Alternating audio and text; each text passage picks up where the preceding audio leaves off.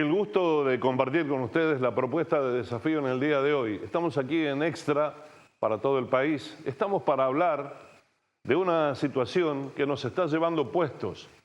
La humanidad, aceleradamente y con mucha dinámica, y para colmo le ponemos muchas ganas, asistimos a nuestra propia autodestrucción. ¿Cómo puede ser posible esto? Tal vez por el título de la editorial, nosotros contra nosotros. No nos aceptamos, no nos integramos, no hablamos de sumar, sino de dividir. Y cuando la matemática aplica la multiplicación es individual. Hemos asistido durante años al hecho de que algunos se enriquezcan con el dinero de la cosa pública ajeno y no con el propio. Se equivocan manejando lo de los demás y aciertan, insisto, llevando lo ajeno al bolsillo propio. Esto va en desmedro de la sociedad en su conjunto. Me corrijo, no es una sociedad, porque estamos disociados, porque el no te metas nos está ganando terreno, nos está ganando lugar. Alguien supo decir en algún momento, ojo Ariel, el hombre y sus circunstancias. Esto habilita que alguien por una circunstancia laboral, portando un uniforme, un escudo, un bastón para, en caso de que fuera necesario tener que utilizarlo, avance sobre alguien que lleva el ropaje de civil, sobre alguien que tiene canas o que se le cayó el cabello. La piel ya no es lozada, es arrugada. Y otra vez nosotros contra nosotros. Y aquellos que se infiltran y que dicen vamos a utilizarlos a estos viejos. Es una sana excusa, con mucha sensibilidad de por medio, para hacer ¿qué? Para hacer la nuestra. Y otra vez el egoísmo, otra vez el individualismo. Se sucede en los gobiernos. Ansiamos los argentinos el retorno de una democracia que aconteció allá un 10 de diciembre del año 1983, que estuvo en peligro. Semana Santa, los caras pintadas, en más de una ocasión. La idea era sostener la democracia, pero no para esto. Pero no para que la democracia sea un kiosco donde se apriete y se saque de la caja según las conveniencias de turno. Pero no para que tengamos 1 millón de niños que no pueden cenar. Y me corrijo, sabemos, estamos conscientes de que esos pequeños, ingenuos e inocentes pueden desayunar, almorzar y merendar. ¿Tan solo no cenan o también les está faltando esa manera de alimentarse durante cada jornada? Preguntarnos por qué no comen alrededor de la mesa familiar como aconteció alguna vez en los argentinos. ¿Y por qué deben ir a merenderos? ¿Y por qué deben ir a comedores? ¿Y por qué la demagogia de por medio de que alguien, algunos, varios o muchos, salgan con un cucharón poniéndole la comida en el plato y eso forme parte de la propaganda política? Estamos inaugurando comedores, estamos inaugurando merenderos, les estamos dando de comer. ¿Con qué dinero? Con la plata nuestra. Porque aquí, quiérase o no, tributamos.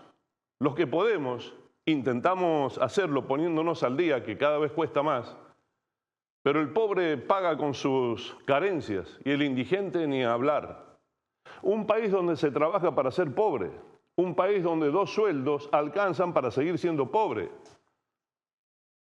Nosotros contra nosotros.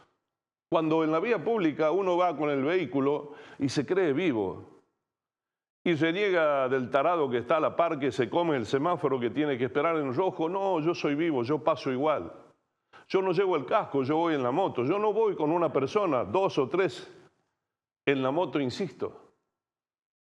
Siempre eludiendo, siempre buscando el atajo de cómo darle vuelta a la ley o a las leyes. Preguntándonos entonces, ¿para qué están las leyes?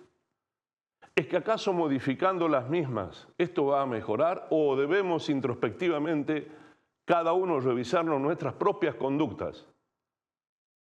Es nosotros contra nosotros. Es la entradera, es la salidera, es un celular, tal vez cualquiera de estas excusas por la inseguridad nuestra de cada día, que se lleve heridos en el mejor de los casos y en la mayoría muertos. Preguntarnos por qué, si el amor nos trajo a este mundo, el odio nos tiene que llevar antes de tiempo. Posiciones extremas. O se es de un lado o se es del otro. Y el que no está así es un tibio, que no se merece ni siquiera existir, ni siquiera ser considerado.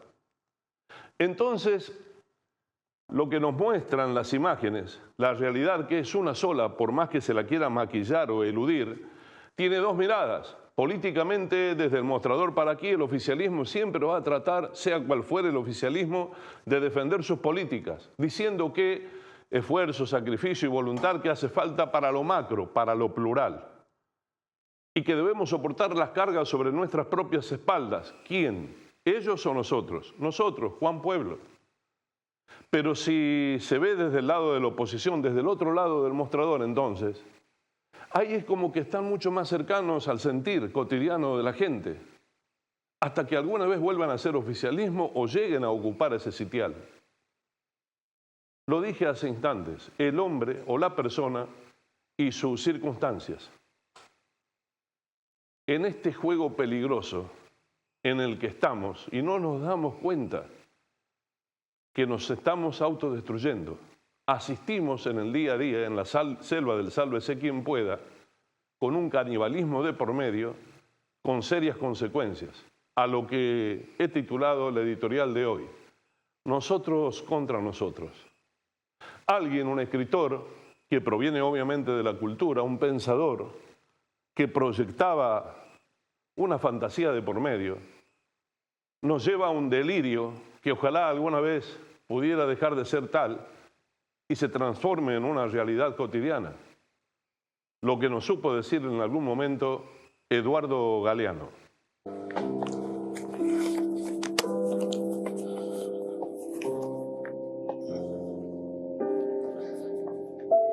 ¿Qué tal si deliramos por un ratito? ¿Qué tal si clavamos los ojos más allá de la infamia para adivinar otro mundo posible? El aire estará limpio de todo veneno que no provenga de los miedos humanos y de las humanas pasiones. En las calles, los automóviles serán aplastados por los perros. La gente no será manejada por el automóvil, ni será programada por el ordenador, ni será comprada por el supermercado, ni será tampoco mirada por el televisor. El televisor dejará de ser el miembro más importante de la familia y será tratado como la plancha o el lavarropas. Se incorporará a los códigos penales el delito de estupidez que cometen quienes viven por tener o por ganar en vez de vivir por vivir nomás, como canta el pájaro sin saber que canta y como juega el niño sin saber que juega. En ningún país irán presos los muchachos que se nieguen a cumplir el servicio militar, sino los que quieran cumplirlo. Nadie vivirá para trabajar, pero todos trabajaremos para vivir. Los economistas no llamarán nivel de vida al nivel de consumo, ni llamarán calidad de vida a la cantidad de cosas. Los cocineros no creerán que a las langostas les encanta que las hiervan vivas. Los historiadores no creerán que a los países les encanta ser invadidos. Los políticos no creerán que a los pobres les encanta comer promesas. La solemnidad se dejará de creer que es una virtud. Y nadie tomará en serio a nadie que no sea capaz de tomarse el pelo. La muerte y el dinero perderán sus mágicos poderes y ni por defunción ni por fortuna se convertirá el canalla en virtuoso caballero. La comida no será una mercancía, ni la comunicación un negocio, porque la comida y la comunicación son derechos humanos. Nadie morirá de hambre, porque nadie morirá de indigestión. Los niños de la calle no serán tratados como si fueran basura, porque no habrá niños de la calle. Los niños ricos no serán tratados como si fueran dinero, porque no habrá niños ricos. La educación no será el privilegio de quienes puedan pagarla, y la policía no será la maldición de quienes no puedan comprarla. La justicia y la libertad, hermanas siamesas, condenadas a vivir separadas, volverán a juntarse, bien pegaditas, espalda contra espalda. En Argentina, las locas de Plaza de Mayo serán un ejemplo de salud mental, porque ellas se negaron a olvidar en los tiempos de la amnesia obligatoria. La Santa Madre Iglesia corregirá algunas erratas de las tablas de Moisés, y el sexto mandamiento ordenará festejar el cuerpo. La Iglesia también dictará otro mandamiento que se le había olvidado a Dios: amarás a la naturaleza de la que formas parte. Serán reforestados los desiertos del mundo y los desiertos del alma. Los desesperados serán esperados y los perdidos serán encontrados, porque ellos se desesperaron de tanto esperar y ellos se perdieron por tanto buscar. Seremos compatriotas y contemporáneos de todos los que tengan voluntad de belleza y voluntad de justicia. Hayan nacido cuando hayan nacido y hayan vivido donde hayan vivido, sin que importe ni un poquito las fronteras del mapa ni del tiempo. Seremos imperfectos, porque la perfección seguirá siendo el aburrido privilegio de los dioses. Pero en este mundo chambón y jodido, seremos capaces de vivir cada día como si fuera el primero y cada noche como si fuera la última.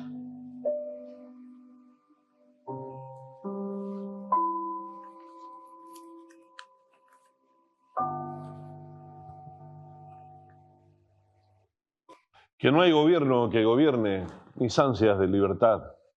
Me gobiernan mis ideas y mis ganas todavía de permitirme soñar. Soñar con un país distinto, que lo podamos habitar, sin enfrentamientos, sin el hecho de nosotros contra nosotros. Y en un ideal, como lo dijo Galeano, alguna vez que la dirigencia se ponga abajo y mire arriba al palco, ¿por qué no?, del pueblo gobernante. Tenemos la presencia en nuestros estudios de alguien que proviene con su rol, lo dije, el hombre en este caso y sus circunstancias, Flavio Sergio Fama, senador nacional proveniente de la vecina provincia del noroeste argentino, obviamente Catamarca. ¿Cómo le va? ¿Cómo está? El gusto de saludarlo y muy amable por estar acá en Desafío. Gracias por la invitación. Cuando uno se refiere a esto, senador, de que no nos vemos como pares, no nos asumimos como semejantes, la palabra prójimo, que proviene de próximos, y cada vez más distantes, y cada vez más egoístas, y cada vez más cada uno consigo mismo, ¿qué reflexión le merece? Bueno, yo creo que hay algunos aspectos que están influyendo fuertemente en esta circunstancia, en esta visión que usted también describió, digamos, en la editorial. Por un lado, la posmodernidad ha hecho que con estos aparatitos seamos cada vez más individualistas, nos aislemos, hemos perdido mucho del contacto, ¿sí? Y en la política se habla mucho de la pérdida del contacto de los dirigentes con la gente, inclusive. Hoy las redes sociales son nuestro contacto. Se perdió bastante de eso. Y por el otro lado, hay un fenómeno también que está fuertemente instalado en el país. Es un fenómeno que también tiene una tendencia mundial y que es lo de las polarizaciones, ¿no? Estos extremos. Si uno no está en los extremos, no existe. Si uno no está en alguno de los posicionamientos dominantes, parecería que su pensamiento no es válido. y ahí estamos perdiendo riqueza. Estamos perdiendo riqueza, estamos ganando egoísmo y estamos jugando a ganar, que es el error. Acá no es una cuestión de que la dirigencia gane, un dirigente o el otro. Acá es cuestión de que la gente gane. La gente está esperando leyes, está esperando políticas, está esperando resultados para mejorar todo este abanico de cosas que usted, Ariel, ha mencionado, digamos, en su introducción. La pobreza, el egoísmo, la corrupción, que son factores comunes que, lamentablemente, en nuestro país son cada vez más comunes. Entonces, creo que el desafío de la clase política hoy, sea del signo político que sea, es encontrar estos puntos en común, encontrar estos caminos, que bueno, hoy está siendo muy difícil, ¿no?, en el Congreso. Cuando se dice la política es el arte de lo posible, es una frase que de pronto justifica lo injustificable en el hecho de decir, pero ¿cómo? Fulano estaba a la par de Mengano en un afiche. Después se desconocieron, se atacaron, se insultaron, se denunciaron y vuelven a estar juntos. Se fundamenta una posición desde el Congreso de la Nación, desde alguna poltrona, un diputado, un senador, y dice, no, porque por esto, por aquello, con enjundia, con ganas, con actitud, y después, a las pocas horas, hace lo propio con la posición que antes se enfrentó, es decir, todo lo contrario. En el medio, reuniones, en el medio, negociaciones, en el medio, los lobbies. ¿Dónde queda la gente? Porque, con mucho respeto, usted lo dijo, lo que están allí están por el voto popular y lo que cobran es por lo que tributa la gente. Mi pregunta entonces, representando en este caso al soberano, ¿dónde quedamos como pueblo en este cambio de actitudes tan llamativas? Bueno, creo que eso está reflejando alguna situación muy actual de estos cambios de posiciones. Yo creo que se puede reflexionar. Mire, cuando fue en la última sesión el debate por el aumento de los jubilados, probablemente usted se esté refiriendo a eso. Yo obviamente defendí la postura que venía con media sanción de diputados porque creía justo, una vez por todas, tener algún reconocimiento con los jubilados. Jubilados que, cuando uno lo analiza bien, esa ley que se vetó, lo que hace son cosas muy simples. Primero, recomponerle un 8,2% que por DNU se les negó que les correspondía el aumento. O sea, le estamos devolviendo lo que le correspondía tener, digamos esto claramente, y después alguna serie de medidas paliativas que tienen que ver con la pobreza, digamos, asegurar un mínimo que esté por lo menos en la canasta básica total individual. Que es decirle a los jubilados nada más ni nada menos la posibilidad de sobrevivir. No de vivir porque después tienen vivienda, después tienen medicamentos.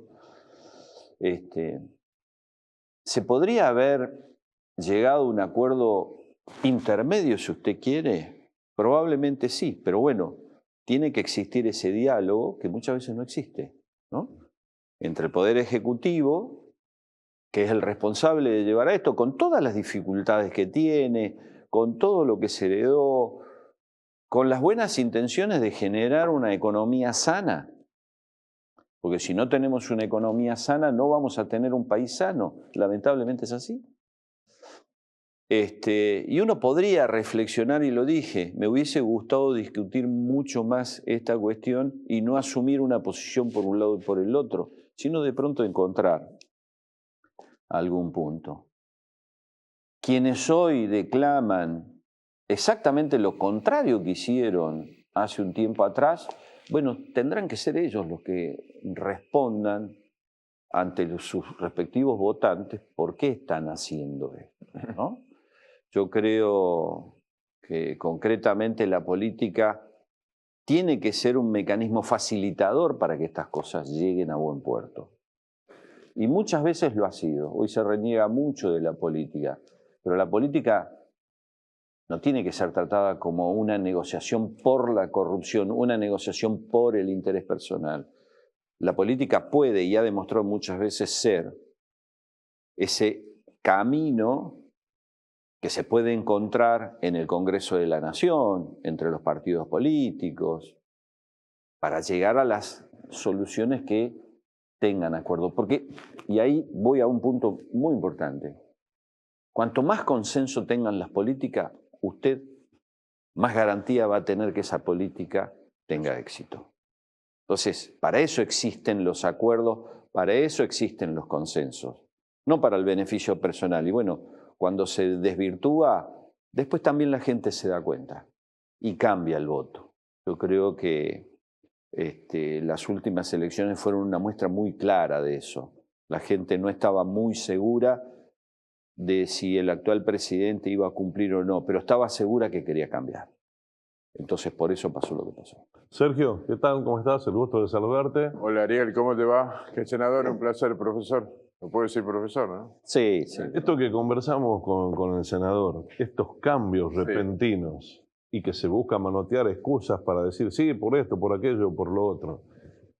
¿Lo ves muy seguido? ¿Lo habrás vivido muy de cerca con nombres y apellidos allí en el Congreso de la Nación? Y te habrás preguntado muchas veces y contestado a sí mismo, pasa por esto, pasa por aquello, pero sigue pasando. Lo que decía el senador, ¿no? O está de un lado o del otro. Lo trato de entender, pero nunca voy a tratar de comprender la agresión que se vive en los últimos tiempos en el Senado de la Nación, y aquí el senador Fama es uno de los que lleva la tranquilidad de saber escuchar y tomarse ese tiempo para analizar los avances de la política.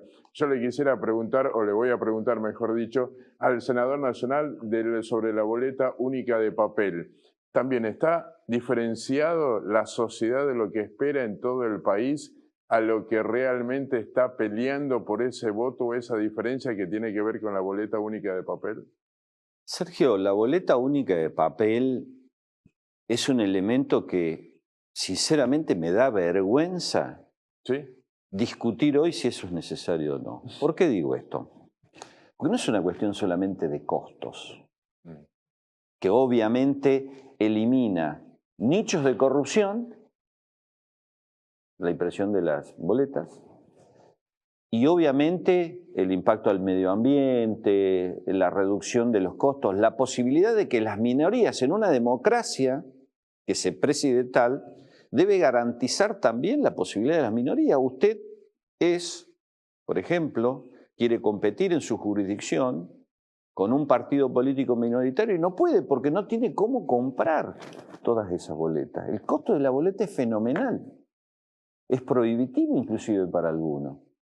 Y después toda la transparencia del acto electoral, que ahí está la clave de la boleta única. ¿Por qué se insiste en la boleta única? ¿Por qué algunos son ariscos con la boleta única? Usted fíjese quiénes son los ariscos, los que tienen el poder. Porque tienen también el poder de la fiscalización y hay que decirlo también, el poder de la trampa, ¿no? Votos cadena, sustracción de votos en los cuartos oscuros. Y después está el ciudadano. Claro. Usted ha visto, en las últimas PASO, lo podrá haber visto, la cantidad de boletas que uno entra a un cuarto oscuro, la cantidad de boletas que tiene. Con todas las categorías, boletas. En Catamarca la boleta tenía 1,20 m. Sobre oferta de soluciones para todos los problemas. Imagínense ustedes un ciudadano que ya de por sí no le gusta la política, está harto de los políticos, está harto de los candidatos, está harto de las listas completas, tener todas esas boletas y no saber, a veces perdido ahí, buscando si está la boleta de su partido, si no se la robaron, etcétera, etcétera. Entonces, hoy por hoy la boleta única es un juicio absolutamente personal, quiero dejarlo claro. Sí. Pero hoy por hoy, cuando a mí me preguntaron, voy a ser muy franco con esto, muy directo, cuando a mí me preguntaron qué vamos a hacer con la boleta única, yo digo, cualquier modelo lo levanto las dos manos para aprobarlo, cualquier modelo. A digo. Obviamente, que me parece que el proyecto del oficialismo es bueno, creo que es bueno, es la boleta única papel por categorías. Catamarca no tendría problema de tener una boleta única de papel en una sola lámina. pero la ley nacional tiene que tener en cuenta todas las jurisdicciones. Yo me imagino provincia de Buenos Aires con la cantidad de partidos políticos que tiene. La cantidad interna en una PASO sería una sábana absolutamente inmanejable. Por eso que tiene que ser categoría. Disculpe, el modelo a seguir es Mendoza, teniendo en cuenta lo de Salta, y lo totalmente opuesto sería Corrientes. Mirá, yo creo que el modelo de Mendoza es bueno. Hay una discusión si tiene que haber un tilde respecto de la categoría completa o no. O tachar todo, ¿no? Sí, o que el elector empiece a elegir diputados, etc. A mí me gusta más en donde el elector deba elegir. Puede elegir concejales de una lista, gobernador de otra, sobre todo en una PASO, ¿no? En donde uno dice, bueno, yo quiero votar a tal espacio político y tengo tres listas de candidatos en una PASO. Bueno, puede votar a candidato a gobernador de uno, candidato a concejales de otro, candidato a diputado nacional. Digo, me parece que esa es la mejor solución. Pero desde ya les digo, yo no tengo ninguna duda con esto. La implementación de la boleta única per se, en el modelo que sea, va a ser seguramente un avance. Senador, ¿qué está pasando con el radicalismo? Ya la verdad que uno se ha perdido en ese laberinto de un partido que supo nacer, Alem, Irigoyen, las décadas que sucedieron, el denominado y asumido padre de la democracia o de la recuperada democracia desde el 83 para aquí, Alfonsín, y todo lo que devino después hasta llegar a la actualidad, donde lamentablemente para ustedes y para el resto del país esto no es sano. El modo en el que ni siquiera se llevan. Alguien alguna vez, Jarolaski, me dijo, ¿querés saber lo que es el radicalismo, Ariel? A ver, enséñeme, chacho. Entran dos personas, dos radicales a negociar a una oficina y salen 3 listas. Sí. 4 internas. Sí. ¿Por qué? Bueno, el radicalismo históricamente ha sido un partido defensor de algunos valores, la institucionalidad, la educación pública, la educación universitaria, y ha sido un partido, contrariamente al justicialismo, un partido muy horizontal, de muchísimo debate, no carente de liderazgo, que no se confunda con eso, ¿no? Porque sí ha tenido buenos liderazgos, pero es una característica que el partido ha tenido históricamente. El problema que tiene el radicalismo hoy es que están faltando esos liderazgos fuertes. Eso en primer lugar, eso se nota. Por eso hay tanta dispersión y tanta poca, a veces, coherencia. Nosotros en el bloque de Unión Cívica Radical del Senado somos 13 senadores y salvo algunas cosas en las leyes importantes nunca votamos todos exactamente igual. Independientemente de cómo se haya votado, no importa. Creo que el radicalismo lo que tiene que hacer no es una autocrítica, tiene que abandonar un poquitito la nostalgia. Creo que el radicalismo tiene que volverse un poquito más pragmático, entender mejor la realidad, entender que no hay que abandonar los principios que nos hicieron fuerte y que nos hicieron un gran partido durante más de 100 años. ¿Qué es esto, no? La defensa de estos valores constitucionales, la defensa de la democracia, la defensa, como decía, de la salud, de las instituciones, del debate, de la amplitud de ideas, pero hay que ayornarse a un mundo que ha cambiado tremendamente, lo decíamos al principio, que nos ha hecho más individualistas, que tenemos que empezar a ver las cosas como son hoy, empezar a entender cómo funciona mejor la sociedad hoy, la lógica, para que la gente nos comprenda. Cuando uno habla con la gente, cuando no lo conocen a uno, dicen, no, los radicales esto, que se dividen, que no se ponen de acuerdo, que qué sé yo. Pero cuando uno habla con la gente, se da cuenta que la gente a uno lo entiende y comparte mucho de los principios que tiene uno. Esto es lo que nos está faltando. Estamos con poca comunicación, poco ayornados con la gente. Un breve concepto, los radicales son libertarios y me preocupa solamente también hablar de financiamiento universitario que se está tratando en el Senado de la Nación. Preocupa demasiado, hablando de esto de educación, pensar en el presente y también en el futuro, un tema sensible que debería ser para la sociedad y mostrar una definición forma concreta, ¿no? No hay ninguna duda que hay que apoyar el financiamiento universitario, Bien. porque eso es uno de los valores que tiene nuestro país. Y eso lo dijo la gente el 23 de abril. El 23 de abril hubo una marcha como nunca la vi, nunca la vi.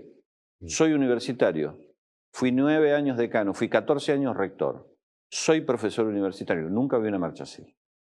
Entonces eso quiere decir que la educación universitaria pública en la Argentina está muy metida en la sociedad por una razón que es muy simple. El sistema universitario argentino es una de las instituciones más federales que tenemos y más inclusivas que tenemos, que da oportunidades, que cambia a la gente. Y eso hay que sostenerlo. Eso no implica dejar de controlar, eso no implica mejorar la eficiencia, eso no implica tener acuerdos de rumbos hacia dónde construimos, digamos, con qué modelo de educación vamos a ir adelante. Y el sistema universitario está dispuesto por esto. Y déjenme una digresión, ahora que estamos en Capital Federal. Muchas veces se critican, y el jefe de gabinete lo hizo hace poco, criticaba a algunas universidades porque no rendían cuenta. El sistema universitario tiene 56 universidades funcionando, no solamente la UBA. La UBA, que nosotros respetamos muchísimo porque es la gran universidad argentina, y la reconocemos como tal, con su calidad, con su presencia, con sus premios Nobel. Pero vos sabés que es como muy contradictorio, porque a veces critican a la UBA, pero cuando después de la marcha del 23 de abril, con los primeros que arreglaron la recomposición de los gastos de funcionamiento fue con la UBA y con el resto no. Entonces, también hay contradicciones. Usted, Ariel, decía una cosa que es pero muy importante. ¿Las leyes son suficientes? ¿La mejor ley te puede llevar a un país mejor? No necesariamente. Si no hay una buena gestión, por buena ley que tengas, seguramente no vamos a tener el mejor país. Muy amable por haber estado en el desafío de hoy, senador. Hasta otra oportunidad para seguir de cerca qué es lo que se hace con la voluntad que la gente depositó oportunamente, confiando en este caso en su gestión. Muy amable. No, gracias a ustedes. Que tengan un buen día. Gracias. Quedamos de esta manera con pensamientos, con reflexiones, con ideas. Tratamos de preguntar lo que por ahí ustedes, porque no pueden estar de este lado, quisieran hacerlo. Tomarnos tamaña atribución. Gente que no podemos percibir como menos o más que nadie. A los ojos de un mismo Padre, para los creyentes somos todos iguales, o debería ser así. No obstante ello, tenemos una carrera desenfrenada por querer diferenciarnos, querer aparentar, que es peor que eso. Los jóvenes dirían caretear, Ariel. Y uno cuando camina por las calles se encuentra con gente ¿en qué? En situación de calle. La cama es el umbral de entrada a algún edificio, el banco de una plaza, el techo es el cielo, con mucho calor, con mucha humedad, con mucho frío, con lluvia, con lo que fuere. Allí viven, allí habitan. Y detrás de cada uno de ellos hay una historia, como me tocó a mí tener que entrevistar a Helio, parado en la esquina de una arteria, semáforo de por medio, no pidiendo sino vendiendo saumerios, pero con una cultura, con una capacidad que por un golpe emocional de la vida lo llevó a terminar como terminó, para enriquecernos con los conceptos curiosamente, paradójicamente, hasta diría irónicamente. Alguien en situación de calle nos puede enseñar bastante. Hay una historia Gracias, de vida señor. detrás tuyo, Helio. Amable. Sí. Y es una historia de vida con sus pros, sus contras. Sí. Cada uno de nosotros llevamos nuestras cargas. No hay una regla que nos indique cómo sobrellevar a veces dificultades de índole emocional y cómo superarlas. Y entonces impacta de distinta manera según la persona y según la mente de ese ser humano, cómo lo encuentre en determinadas circunstancias. Yo te digo que eso de... estamos hablando de lo que es de los chicos estos de Ala Solidaria, de otros grupos también. y estamos hablando de gente indiferente, empezaste vos hablando de gente indiferente, y yo medio que también me metí para decirte, bueno, que no todo el mundo es así, qué sé yo. La gente que está en la calle es exactamente igual a la gente que trabaja en este canal. Debe haber gente jodida, debe haber gente buenísima. Yo estoy pensando, yo tengo en una cabina de gas, guardo mis frazadas y todo, y yo estoy pensando ahora si la voy a encontrar cuando llegue. Sí, y no me la va a robar un vecino del edificio. Si me la roba, me la va a robar otro que está en la calle. ¿Sí? Pero también va a pasar otro que está en la calle y si me ves sin frazada me va a decir, verá, yo te consigo una. ¿Se pierde la fe si de pronto la tuviste en un Dios o en alguien en quien creer? ¿O se vincula uno más estrechamente a decir no creo en nada ni en nadie y por eso estoy como estoy? Si existiera ese alguien superior, no estaría así. ¿Se reniega de la vida? ¿Qué es lo que se percibe en esos casos? Yo busco, pero desde hace muchísimos años, desde mucho antes de estar en situación de calle, yo busco, tengo mi Biblia, 2 por 3 me han robado una mochila y ha desaparecido la Biblia, y siempre consigo otra Biblia, y siempre, todas las noches leo, y ahora no se puede, pero cuando se podía, los domingos iba a misa a la Merced, o si no me metía en un culto de una iglesia evangélica, y porque necesitaba esa conexión. Necesitaba esa conexión que nunca lograba, que nunca logré, digamos. Yo entiendo todo mental, pero no, de acá no, es como que no, por ahí no me llega. Entiendo mentalmente lo que es la fe, sé lo que me tengo que obligar a sentir, pero en esa cosa no te podés obligar a sentir nada. Lo tenés que, solamente en un culto o en misa lo entiendo un poquito, y cuando salgo, pero... no sé, yo la gente de la calle que conozco, en general practican una fe que es muy superficial. De santiguarse, ponele, si pasa un auto con un ataúd, supongamos. Claro. Pero no es un tema... El tema de la gente de la calle es que otro más que anda en la calle no te venga a querer apuñalar. Y hay poquito lugar para la fe ahí. Viendo y compartiendo, lógicamente que sí. Se habrá tomado nota de que la subestimación no debería existir, no obstante le ponemos ganas también para minimizar a las personas sin entender ni comprender que somos pares. Podemos vestirnos distintos, podemos tener distintos roles y calidad de vida, pero no somos ni mejores ni peores. Ya lo dije, a los ojos de un mismo Padre, allí por donde pasa el verdadero poder, estamos todos en un plano de igualdad. Tan así es que cuando nos toca partir, no importa el cortejo, no importa toda la pompa que se quiera organizar, vamos todos hacia el mismo destino. ¿Entenderemos alguna vez esto? Entenderemos que nacemos, somos niños, lógicamente la vida nos va llevando con un desarrollo a ser adolescentes, jóvenes, adultos, y finalmente, si tenemos tamaña posibilidad, llegar a lo que hoy se define como la tercera edad. Nuestros adultos mayores, nuestros viejos. ¿Será que asumiremos darnos cuenta de esto o seguiremos cada uno en la suya, cada uno en la nuestra? Es por esto que cuando hablamos de nuestros viejos, que es un tema que está en boga, lamentablemente, y no con buenas noticias de por medio para ellos, que indudablemente sí se las merecen, inmediatamente viene el reflejo de una sigla, el PAMI, y preguntarnos qué pasa en el PAMI. ¿Por qué el PAMI sigue intervenido? ¿Por qué no se regulariza? ¿Por qué no se democratiza? ¿Por qué nuestros viejos no se hacen cargo de lo suyo? Osvaldo Barreñada, muy amable por estar en el desafío de hoy, con todo lo que implica y significa el conocimiento y los años trabajando allí, justamente en lo que acabo de mencionar, en el PAMI. Les agradezco la posibilidad de comentar algunas cosas con respecto a PAMI y a la tercera edad en general, ¿no? Hablabas vos bien recién del tema de por qué no lo manejan los jubilados a PAMI. Entonces tenemos que hacer dos acotaciones que son importantes. La primera, que PAMI no es del Estado.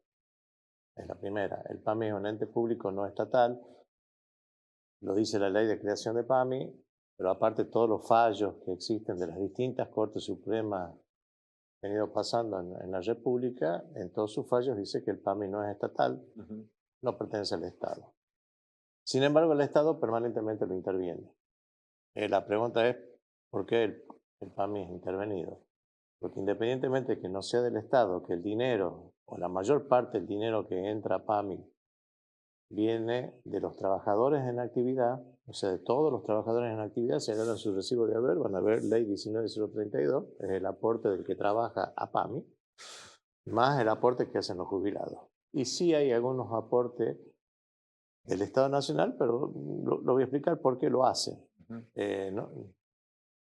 Durante la creación de PAMI hasta ahora, muy pocos años el PAMI ha estado normalizado. Tanto es así que la última intervención de PAMI se realiza en el año 2003 por 6 meses. Estamos en el 2024 y todavía no ha sido normalizado. ¿Por qué pasa esto? Y bueno, esto es sencillo. Es la cuarta caja del país en cuanto a dinero que entra a la institución. Entonces, los distintos gobiernos, sin importar el color, sin importar dentro del mismo gobierno la gestión, sin importar nada, lo sostiene intervenido. Esto es grave, perdón la interrupción, es decir, llevamos 21 años de exceso de que una intervención era por 6 meses, 2003. Y todos los colores políticos de los gobiernos desde entonces hasta el día de hoy ven como apetecible la cuarta caja de recaudación que es el PAMI. Y evidentemente sí, porque si no, ya se hubiese hecho la normalización. No han pasado 5 meses, 6 meses. Pero y no están viendo la prioridad de nuestros viejos. De años, ¿eh? Pero no ven la prioridad que son nuestros viejos, nuestros abuelos. Y yo creo, están viendo el negocio. Yo creo, no sé si negocio como negocio, sí están viendo la importancia del manejo de semejante cantidad de dinero para políticas, sí de salud dentro del PAMI, pero, vuelvo a decir, los gobiernos, inclusive el de facto hacía lo mismo, no solo los democráticos, siempre ha estado intervenido, o sea, muy pocas veces los jubilados han conducido. Y la vez que a los jubilados les ha tocado conducir dentro del directorio, no les han dado posibilidad de nada porque han sido intervenidos a los 9 meses, a los 6 meses de haber asumido, con lo cual en una institución tan grande y compleja como es PAMI, acordémonos que es la obra social más grande de Latinoamérica y el Caribe, o sea, no hay obra social más grande que PAMI, y me atrevo a decir que en el mundo no existe un PAMI, en los países desarrollados y todo esto no existe un PAMI, pero vive siendo intervenido y nunca se deja que sus verdaderos beneficiarios, porque no voy a decir dueños, porque también por ahí los jubilados dicen somos dueños, no, somos dueños todos los trabajadores en la actividad, son dueños ellos que han sido trabajadores en la actividad y son los beneficiarios, ellos son los beneficiarios, pero dueños de PAMI, por ponerle un nombre dueño, son todos aquellos que aportan para que el PAMI exista. ¿Quién aporta para que el PAMI exista? Los trabajadores que están en la actividad,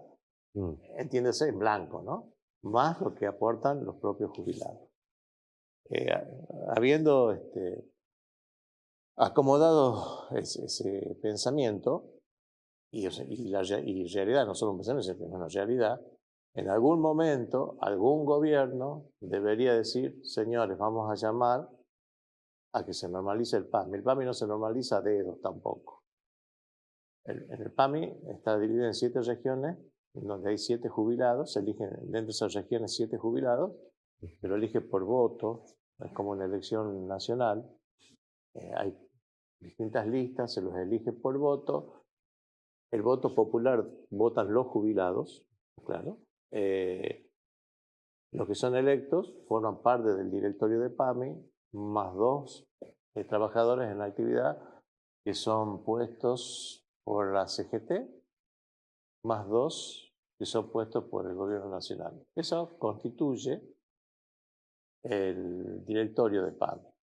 Bueno, ese directorio de PAMI A los 9 meses, 6 meses, 7 meses, 1 año lo intervienen. Dejó de existir. Sergio. Gracias.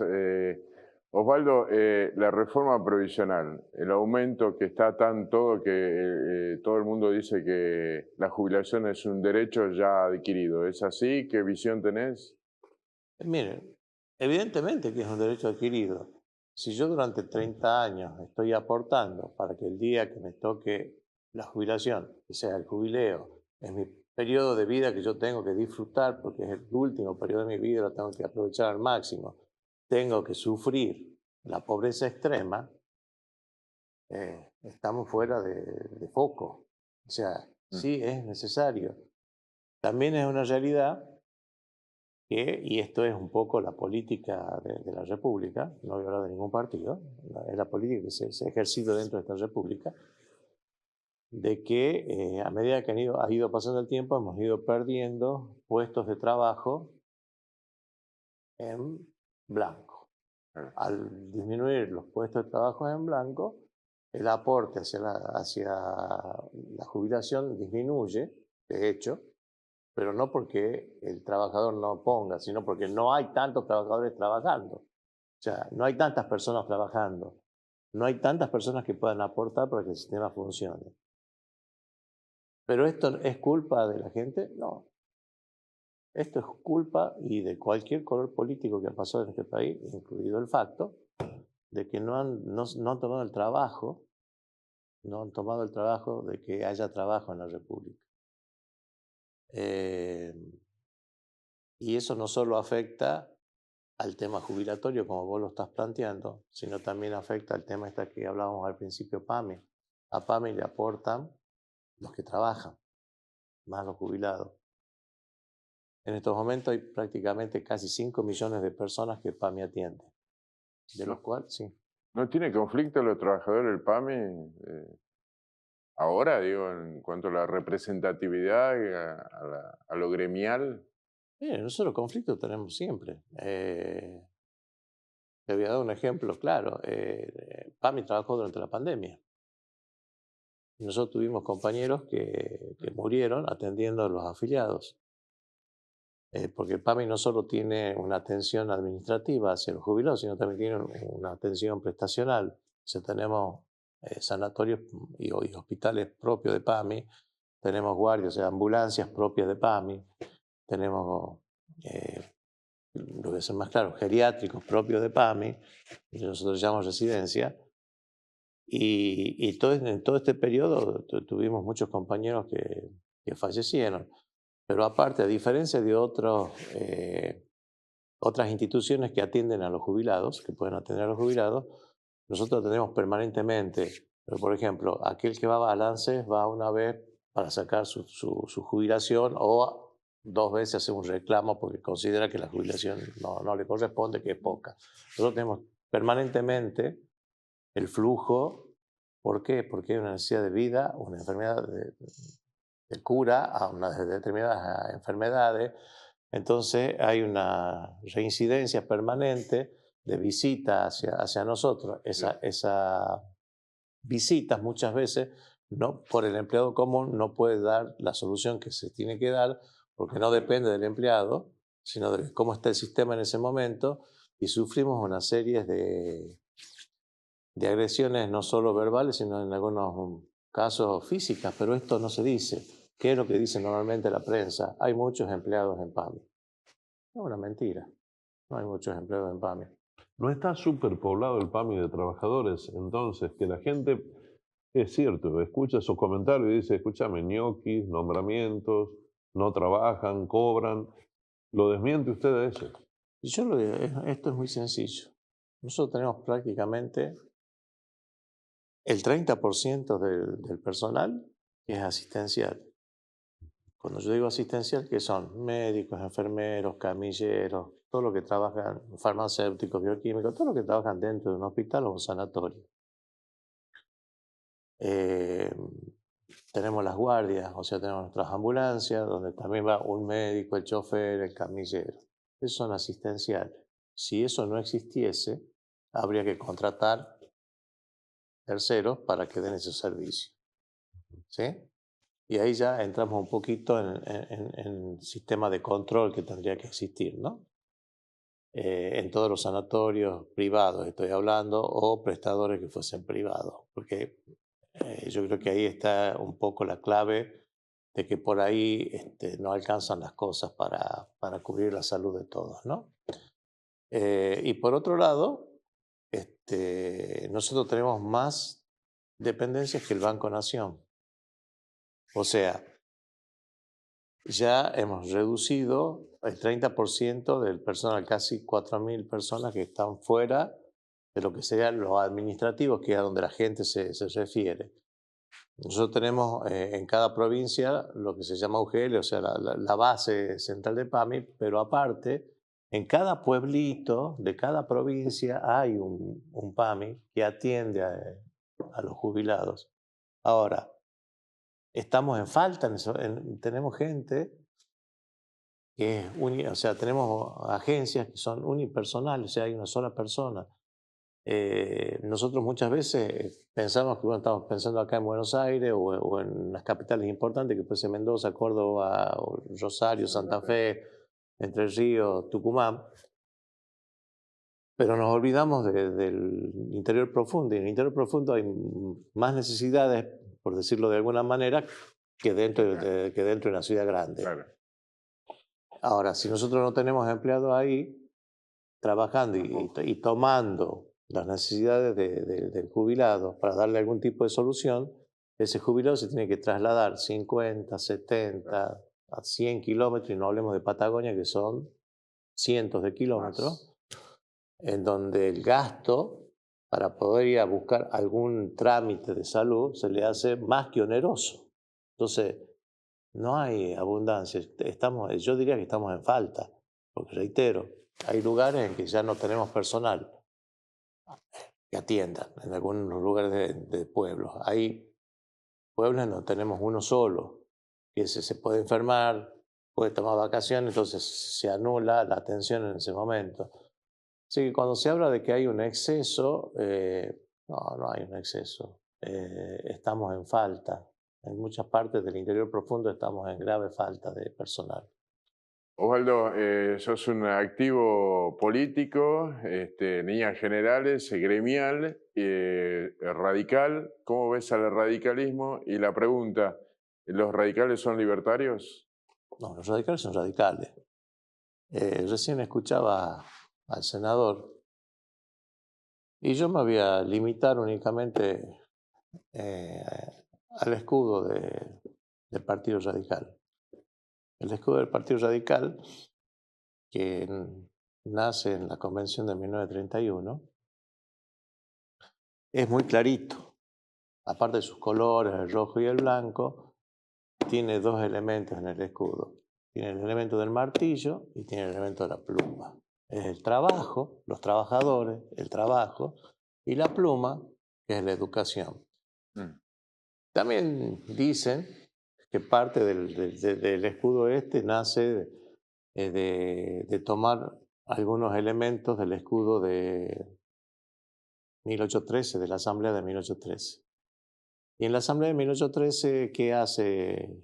Todavía no teníamos independencia, porque en 1816, en 1813 dicen, se acabaron los títulos nobiliarios y se acabó la esclavitud.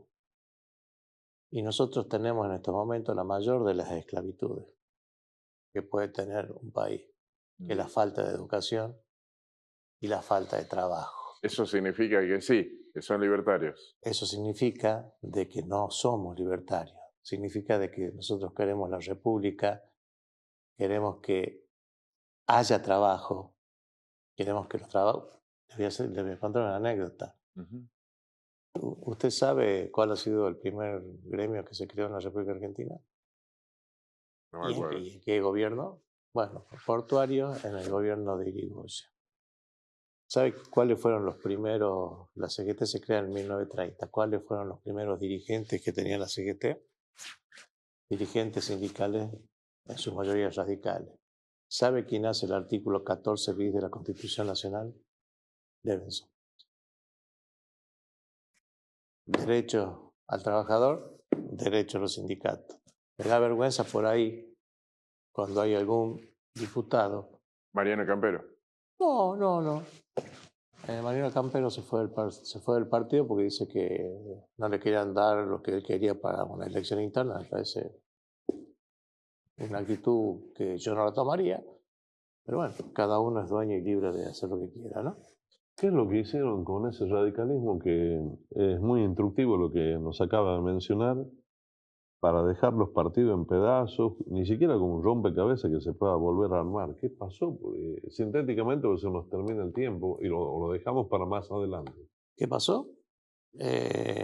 Pasó que lo que el partido pedía, que era, y que creo que la esencia del partido, hacer un trabajo en conjunto desde el partido hacia la sociedad para que la República Argentina sea un país sostenible, un país honroso, un país honorable, un país donde se respeten las leyes, un país donde haya educación para todos, un país donde haya trabajo para la gente, se ha sacado de prioridad, se bajaron las banderas y cada uno subió la bandera propia.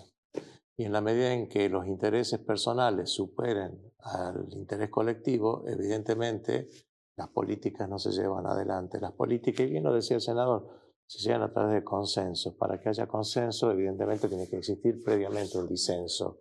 Sin disensos no hay consenso.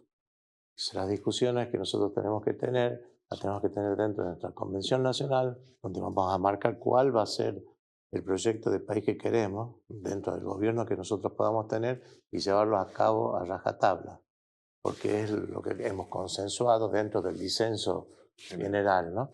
Esto es lo que se ha perdido. Muchas gracias, Barrañada, por habernos visitado y dejamos pendiente una próxima presencia. El PAMI es un tema álgido, para que sigamos conversando, si le parece. Yo sí, cuando ustedes me inviten, yo muy agradecido y los acompaño. Muy amable, muy amable. Bien, Sergio, estamos ya con las conclusiones de por medio de un programa donde se trataron temas de un lado hacia el otro. El senador que tuvo la deferencia de responder esto, que a nosotros siempre nos va el pensamiento y la acción. ¿Qué se hace con el soberano? Porque en definitiva los jubilados son parte del soberano. Los niños que andan pidiendo que no tienen lo que se merecen o que no cenan de noche son parte del soberano. Claro. La clase media que se está extinguiendo es parte del soberano. Y así podríamos continuar enumerando, ¿no? Sí, el soberano es institucionalidad, de lo que se habló acá, la preocupación de la educación, de lo gremial y de lo político, ¿no? Hacia dónde digamos, un país debe mirar a través de su propio dirigente, de un secretario general o de un senador nacional que pertenece a un partido. De eso se trata la democratización. Hacia eso deberíamos llegar, ¿no? Indudablemente a través de escuchar, ceder y acceder los derechos ya adquiridos de un lado y del otro. El sistema bipartidista que colabora, contribuye a un sano discernimiento con intercambio de opiniones sin tener la verdad absoluta desde un solo lugar extremista, que se va diluyendo porque uno de sus actores principales está dejando mucho que desear al respecto, que hoy lo tratamos en función del radicalismo, por ejemplo. Sí, hay, digamos, muchas cosas para analizar, porque en líneas generales de lo sucedido en el pasado, muchos dicen que la corrupción es lo que hizo mal daño y que está haciendo las consecuencias, las secuelas en esta actualidad. Pero en esta actualidad, ¿hacia dónde mira? Lo mismo que hicieron en el pasado. Entonces hay mucho para hablar, pero indudablemente seguimos apostando, Ariel, al consenso y siempre al diálogo para un país mejor, ya sea los jubilados, ya sea de la política o de otros temas que también vamos a desarrollar aquí en Desafío. Despidiéndonos con algo no menor, nuestros viejos, sus necesidades, el PAMI, su obra social, algo fuerte que rescatamos del contenido de hoy cuando uno de los invitados, Osvaldo, con mucho conocimiento de por medio, dijo la cuarta caja más apetecible y tal vez sea una de las principales razones por la cual no se regulariza o normaliza la conducción del PAMI. Claro, ahí está, ¿no? Que se deje de privatizar, ¿no? Porque es de todo, y buena la corrección me hizo Osvaldo, que no es el dueño, sino que todos somos de alguna manera representados allí en esa entidad, ¿no? Así que todos somos el PAMI, sería, ¿no? Así es. Muchas gracias, Sergio. No, por favor. Hasta dentro de una semana y nos vamos a quedar con este concepto porque todo tiene que ver con todo y una sociedad se compone de individuos que como tales la habitamos. El hecho es que no aprendemos a qué, a convivir. Alguna vez dije, soy capaz de provocar el bien tanto como capaz de hacer daño. Soy alguien que puede decir la verdad y ser sincero, o puedo mentir y ser cínico. Soy aquel que puede ayudar, colaborar o ser indiferente sin que me importe absolutamente nada. Todos y cada uno de nosotros tenemos esa cuota parte de decisión en el día a día, elegir qué queremos ser, qué somos, o en el individual preguntarnos qué soy. Ahora me conviene decir esto, después me conviene decir otra cosa. Ojo con uno mismo, revisarnos introspectivamente y darnos cuenta de que cada una de nuestras decisiones inevitablemente va a tener sus consecuencias. Uno de los temas centrales por los cuales artísticamente les presento al cierre del desafío de hoy para ser como soy.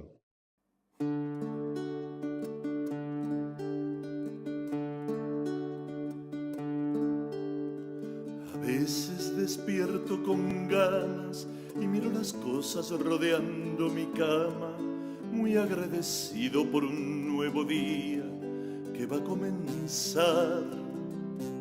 Qué ganas de andar, poder empezar.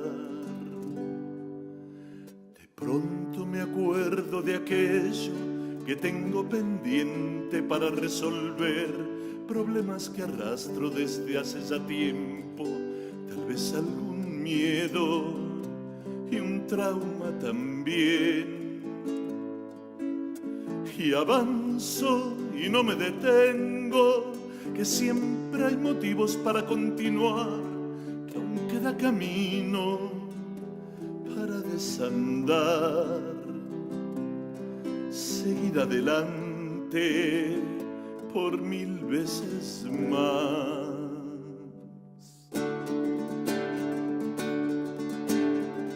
Para ser como soy, me he adaptado a la vida, con placeres y heridas, con batallas perdidas y ganadas también.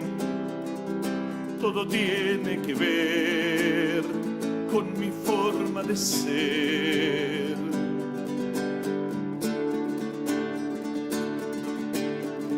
Para ser como soy, empeñado en mis sueños, siempre libre y sin dueños, con defectos a cuestas y virtudes también.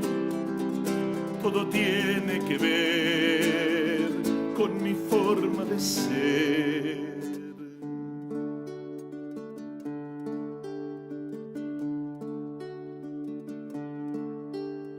A veces me siento vencido, no encuentro motivos para continuar, de pronto sonrío, me miro al espejo y elijo apostar por un día más.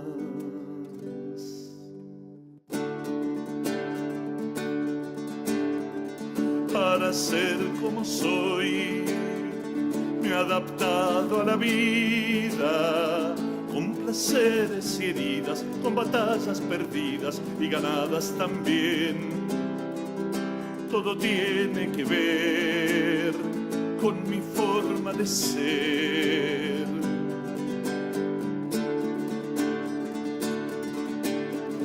Para ser como soy, empeñado en mis sueños, siempre libre y sin dueños, con defectos a cuestas y virtudes también. Todo tiene que ver con mi forma de ser.